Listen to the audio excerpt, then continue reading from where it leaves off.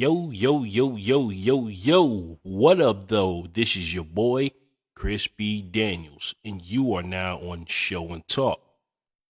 Tonight's film is based on a book by an author named Zane, to be exact. And that book is, well, the movie from that book is called Addicted. It's kind of hard saying that word for some reason. Addicted, you know what I'm saying? You gotta put emphasis on it, you know what I'm saying? But anyway, the movie stars Sharon Lill, which was the chick that played Tyler Perry's wife in Why Did I Get Married? Bomb ass female, sexy as hell, you know what I mean? I used to have a crush on her back in the day. But in this movie right here, yo, she played a straight slut, you know what I mean? But anyway, she was just addicted to sex, you know what I'm saying? But pretty much what happens is her husband is, Boris Kudrow. His name is Jason in this movie. And what he talks about is, he was saying that they have sex 3 times a day. But for some reason, she's still not satisfied, you know what I mean? So there's one scene where, they getting it in or whatever. And I had to turn away because I ain't trying to look at that nigga naked ass and shit, you know what I mean? So after they get done doing what they do, she's not satisfied, you know what I'm saying? So what she does is go downstairs to the computer, break out her dildo, you know what I'm saying? Starts playing with herself and shit, watching porn or whatever. So, and this is like, when I first saw that scene, yo, and I seen her, in that role, I was so used to watching her in like, wholesome family type characters. Even if it was an R-rated film, her character was still, still had that innocence about her. You know what I mean? But this movie right here, forget about it. So basically, she's talking to her therapist, which is Tasha Smith. You know what I'm saying? She plays a chick named Marcella in this movie, which is also on Why Did I Get Married? And for those who don't know, that was, Michael Jai White's character's wife. You know what I'm saying? She plays a therapist in this movie. And again, I was surprised when I seen her in this film too, because this is like the first film. She might have played, humble roles in other films and all that, but this is the first film I seen her in actually playing a calm character, her therapist, Zoe's therapist, which is Sharon Lill's character's name, by the way. You know what I'm saying? Zoe. You know what I mean? So they reunited for this film, and Zoe is pretty much talking to her therapist about, what's going on with her, why she's doing the things she's doing, and basically trying to get help, trying to stop it, so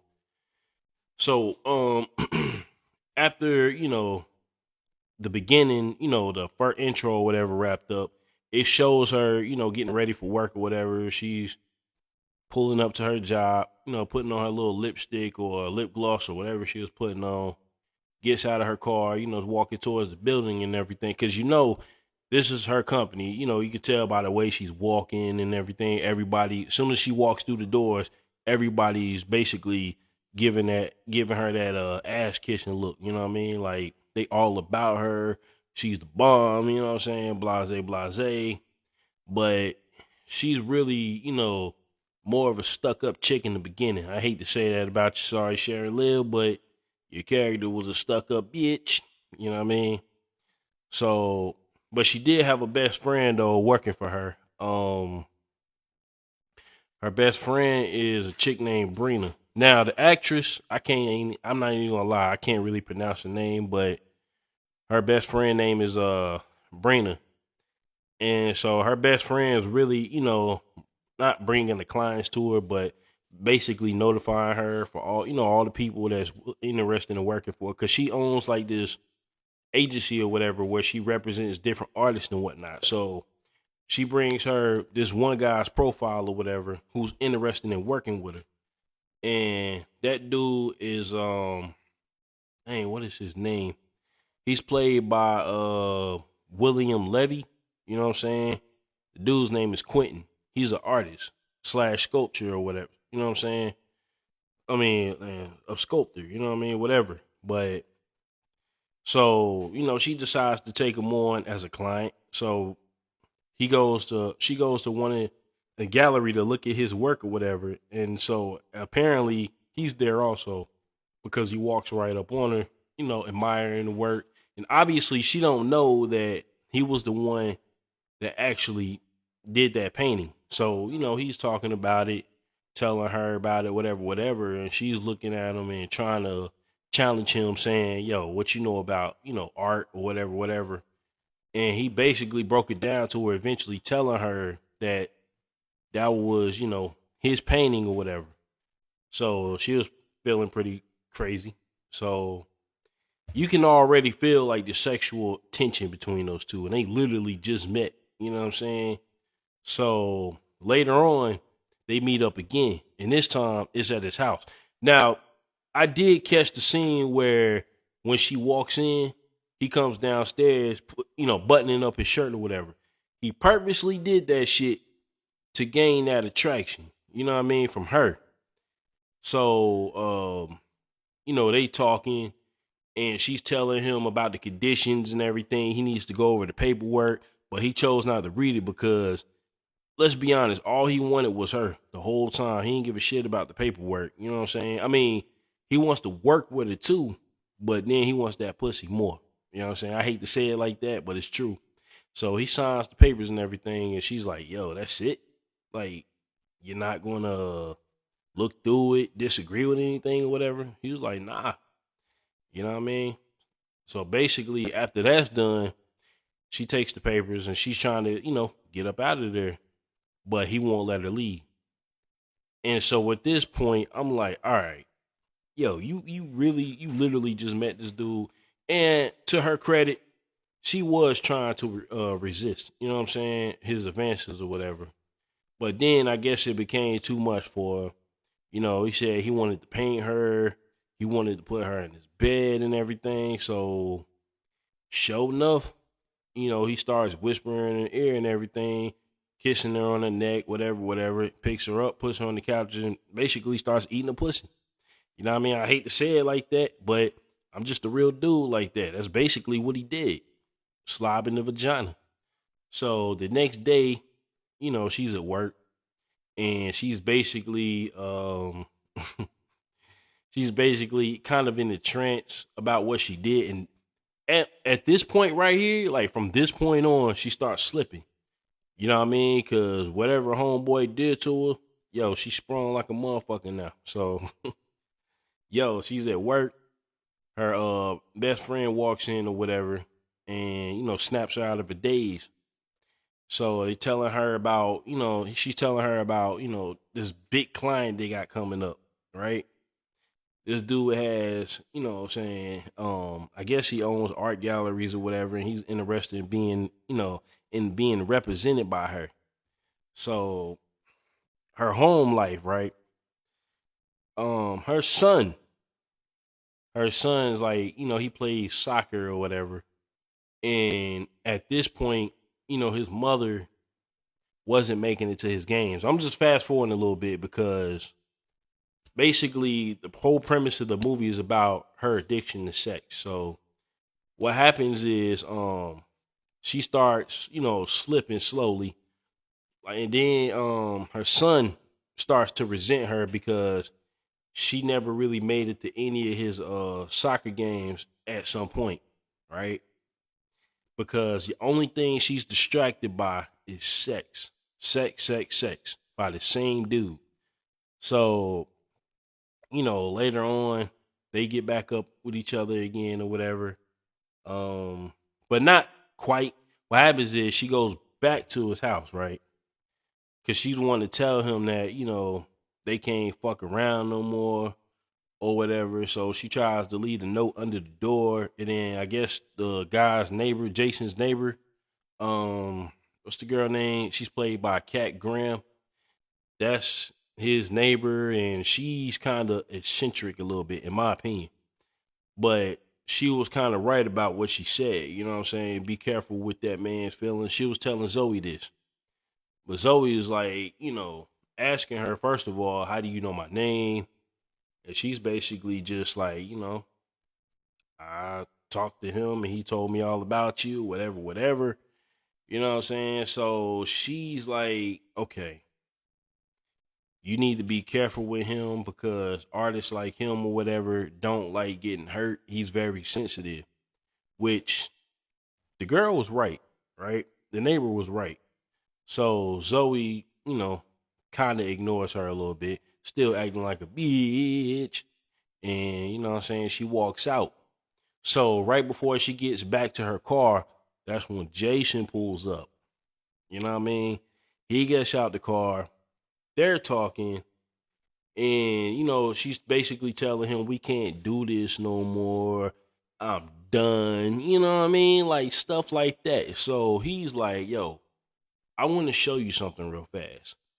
And it's like a manipulation tactic of what he did. Clearly, he manipulated it. So they went to this underpass or I forgot where they were at, yo. I think they was under a bridge or something. And he had drew this mural, you know what I'm saying, his family, him and his family or whatever, right?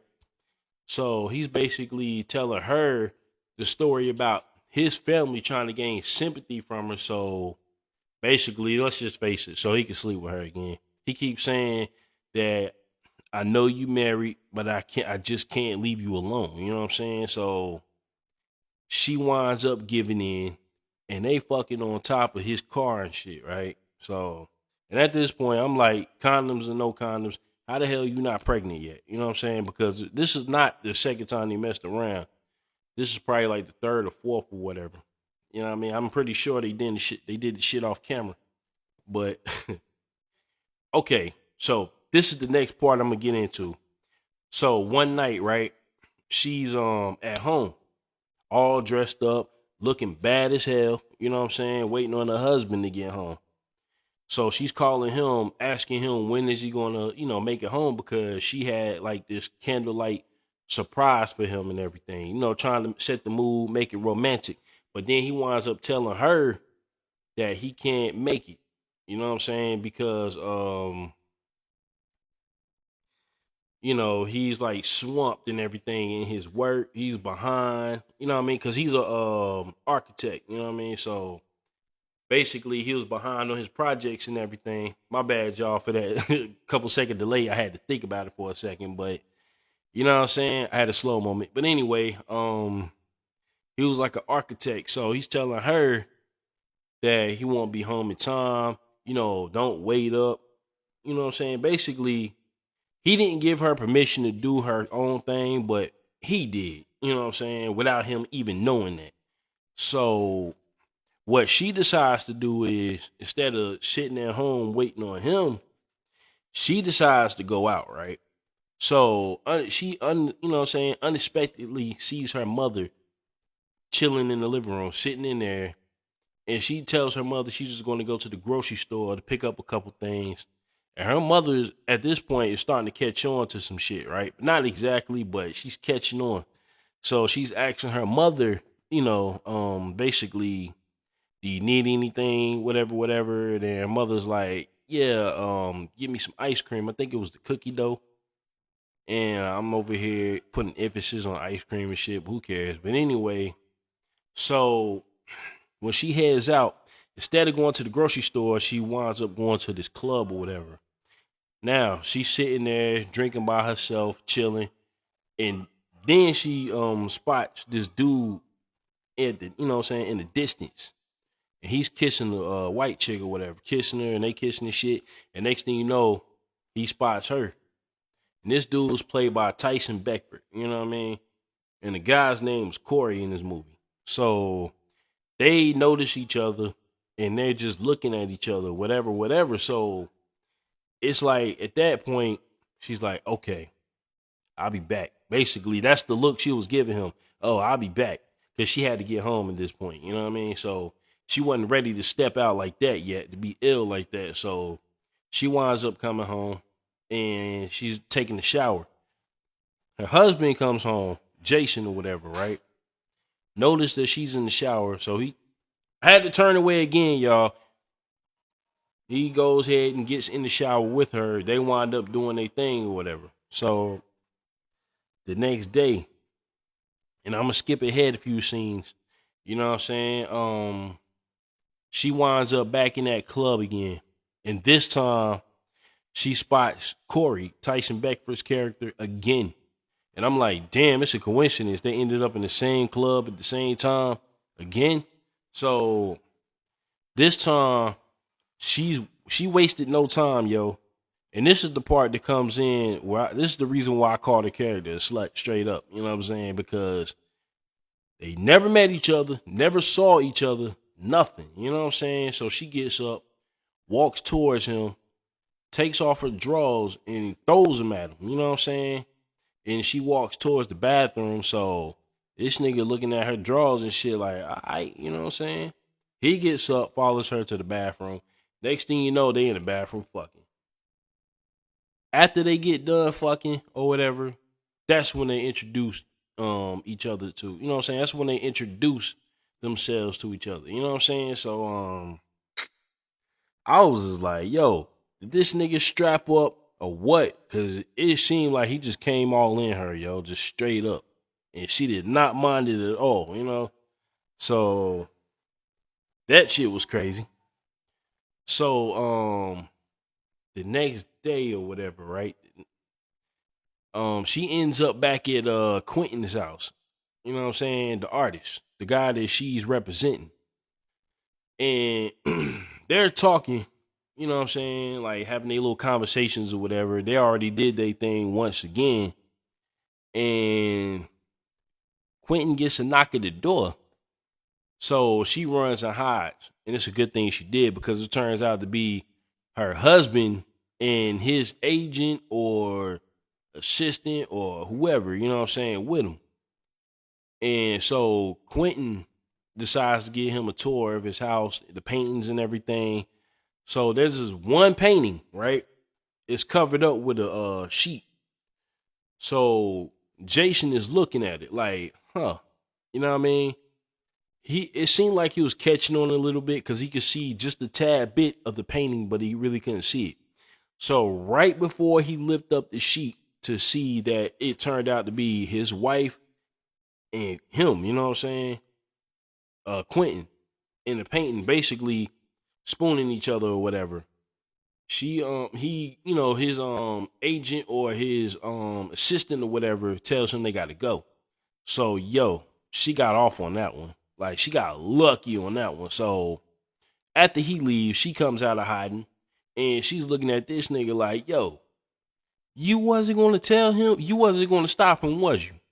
And basically, you know, he looked at it and said, so I don't remember what he said, but he said some kind, he had a snide remark or whatever.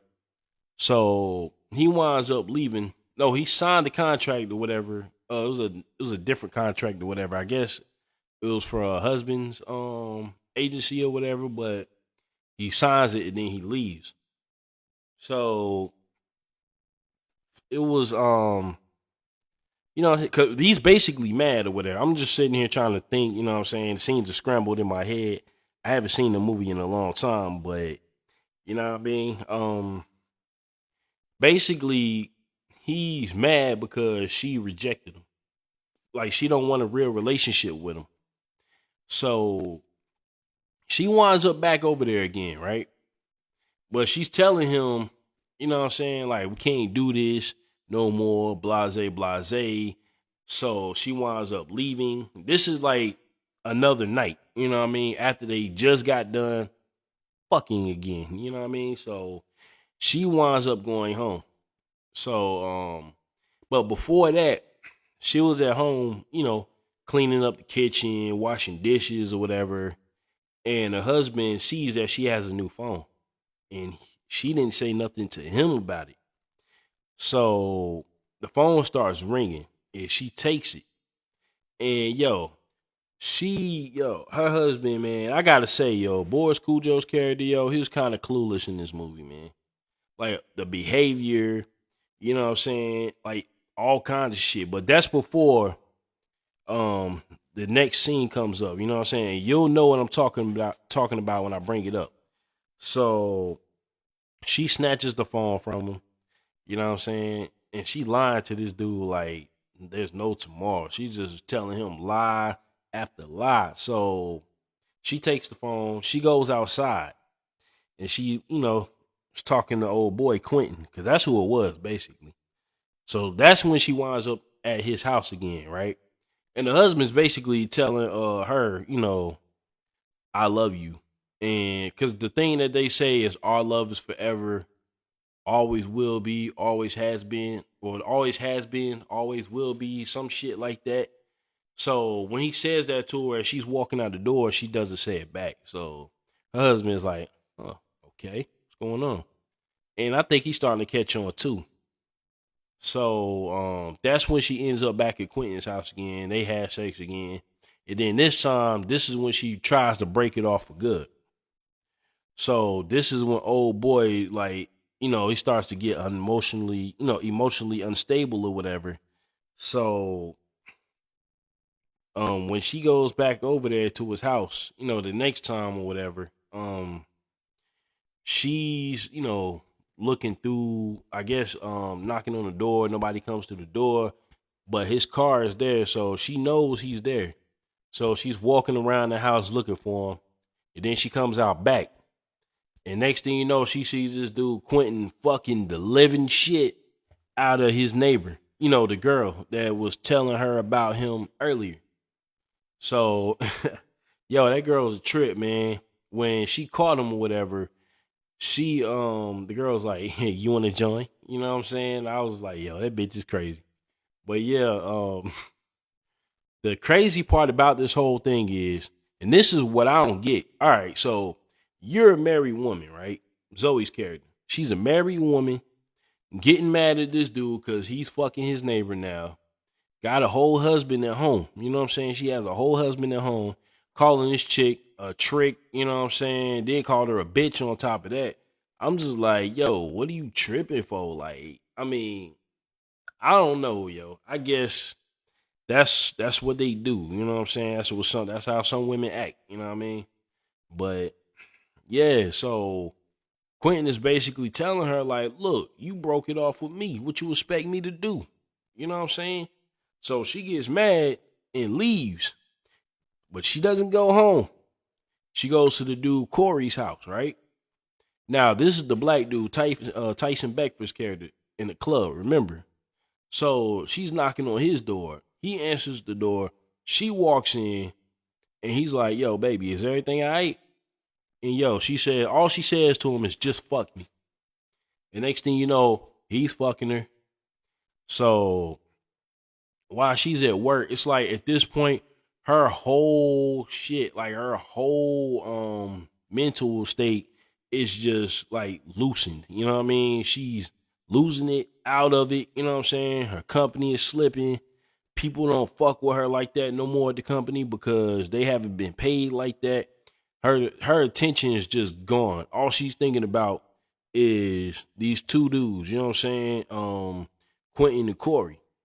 So her best friend / assistant is basically telling her like, look, because she lost a big name client too, just because she was fucking with Quentin, because she didn't make it to the meeting on time.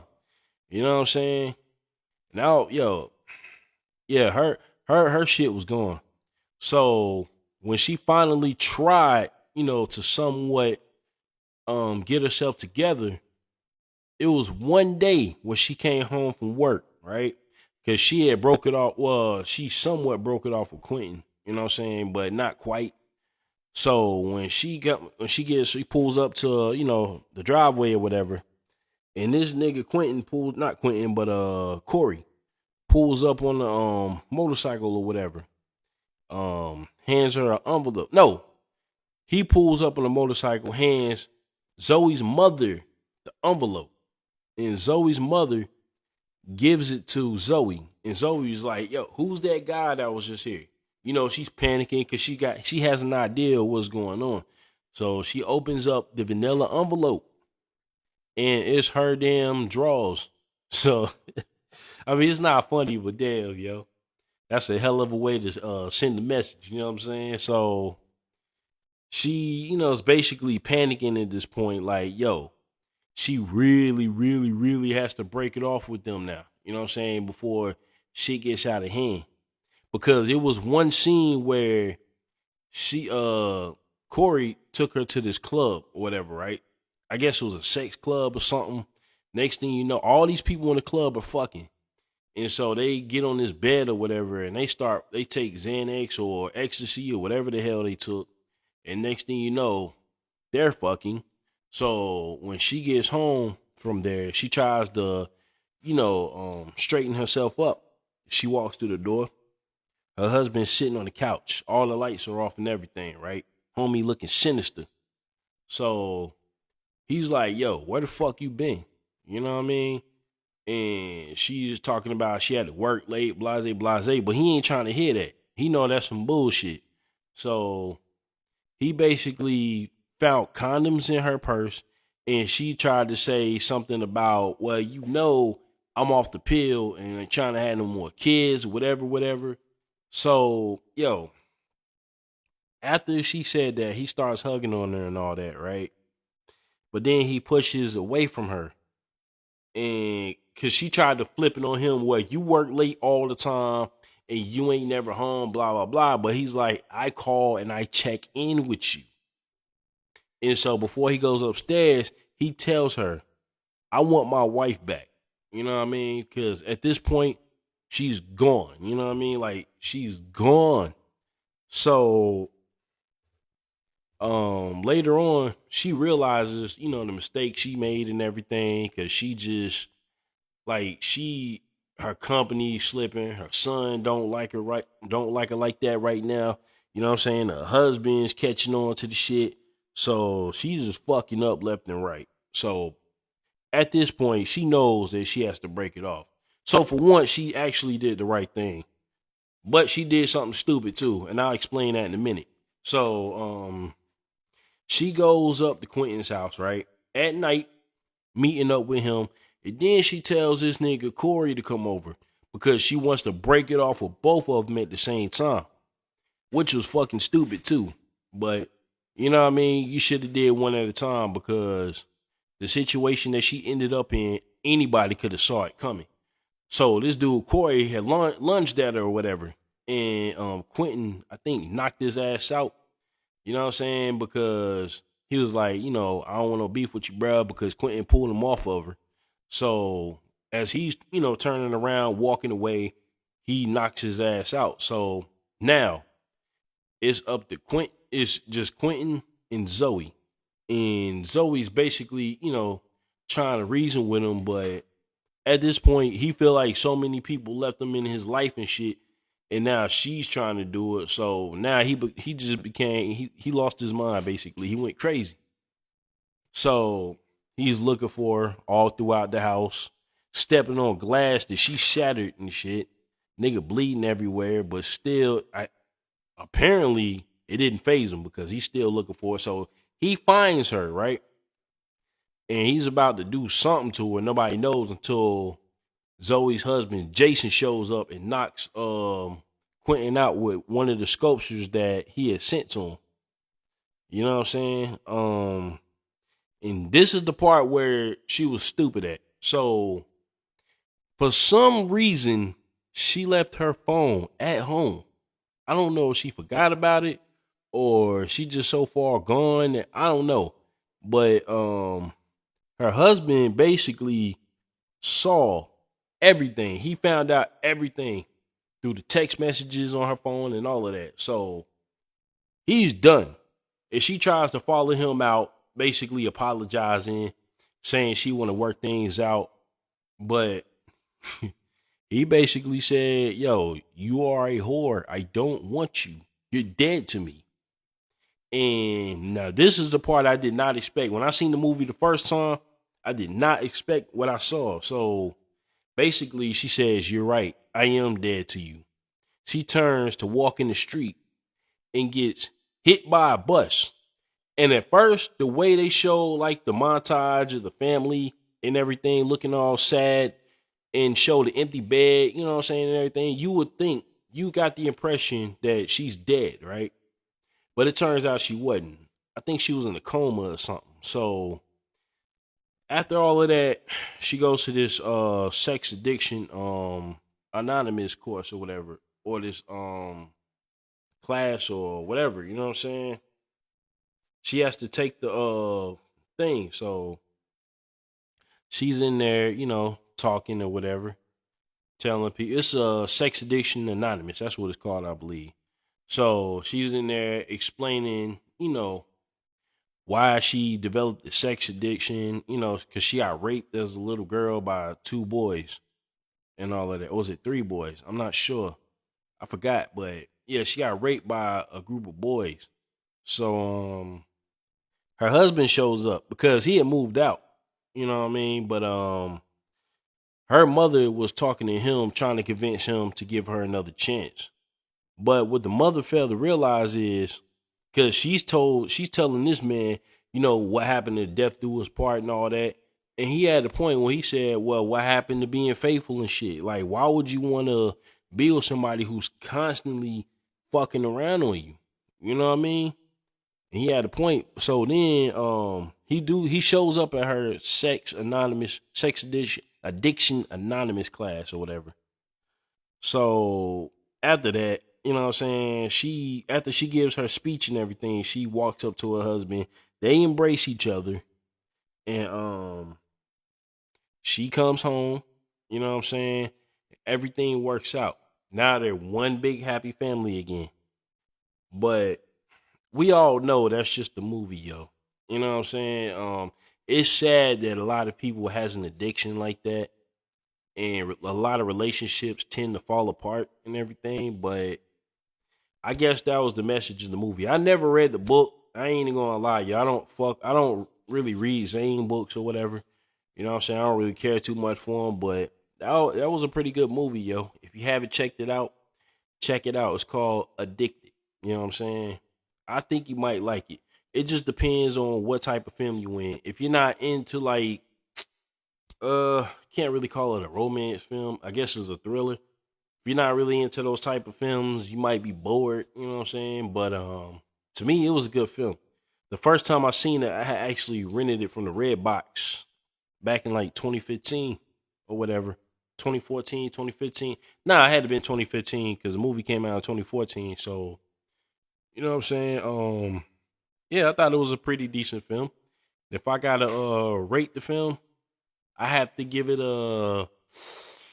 I'll give it a 7 out of 10. You know what I'm saying? It was a couple things in there I didn't like. You know what I'm saying? The stupidity of her, number one.